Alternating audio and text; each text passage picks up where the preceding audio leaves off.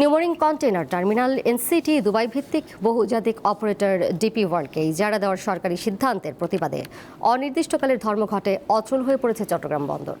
এর ফলে দেশের আমদানি রপ্তানি কার্যক্রম মারাত্মকভাবে ব্যাহত হচ্ছে, তৈরি হয়েছে নজিরবিহীন বাণিজ্যিক ও অর্থনৈতিক সংকট। প্রতিদিন হাজারো পণ্য ভর্তি কন্টেইনার খালাস হয় যে বন্দরে, সেখানে গত 2 দিনে বের হয়নি একটি কন্টেইনারও। জাহাজ থেকে প্রতিদিন গড়ে 8,000 কন্টেইনার ওঠানামা করা যেটিও স্থবির। উদ্ভূত পরিস্থিতিতে আলোচনার জন্য সকালে বন্দরে গেলে সেখানে গেটে নৌ পরিবহন উপদেষ্টাকে বহনকারী গাড়ি বহর আটকে বিক্ষোভ করেন আন্দোলনরত শ্রমিক কর্মচারীরা।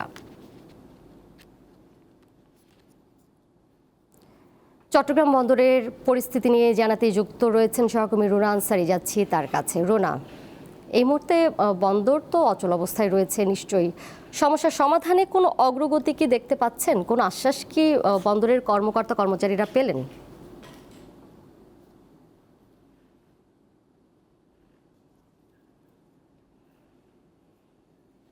তিনি বন্দর কর্তৃপক্ষের সাথে বসেছিলেন, কিন্তু সেখানে কোনো ধরনের সমস্যার সমাধান হয়নি এবং তিনি বিকেল 3টায় যে আন্দোলনকারীদের সাথে তিনি একটি বৈঠকের জন্য তাদেরকে ডেকেছেন, কিন্তু তারা বলছেন তিনি যদি বন্দরের ভবনের মধ্যে তাদের সাথে বৈঠক করেন তাহলে তারা কথা বলবেন, নতুবা তিনি যে জায়গাটিতে দেখা করার কথা বলেছেন সেখানে তারা কথা বলবেন না, এটি তারা জানিয়েছেন। এবং তারা বলছেন বন্দরের যে বৈঠক, সেই বৈঠকের কোনো সমস্যার সমাধান হবে না যতক্ষণ না পর্যন্ত চুক্তি বাতিলের সিদ্ধান্ত না হয়, ততক্ষণ পর্যন্ত তারা অনির্দিষ্টকালে যে ধর্মঘট করছে সেই ধর্মঘট চলবে।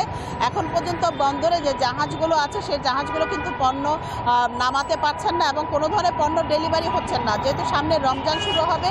এক্ষেত্রে কিন্তু ভোগ্যপণ্য যেগুলো আছে সেগুলো কিন্তু এখনো পর্যন্ত ডেলিভারি সম্পন্ন হয়নি, যার কারণে বন্দরে একটি কন্টেইনার জট সৃষ্টি হবে।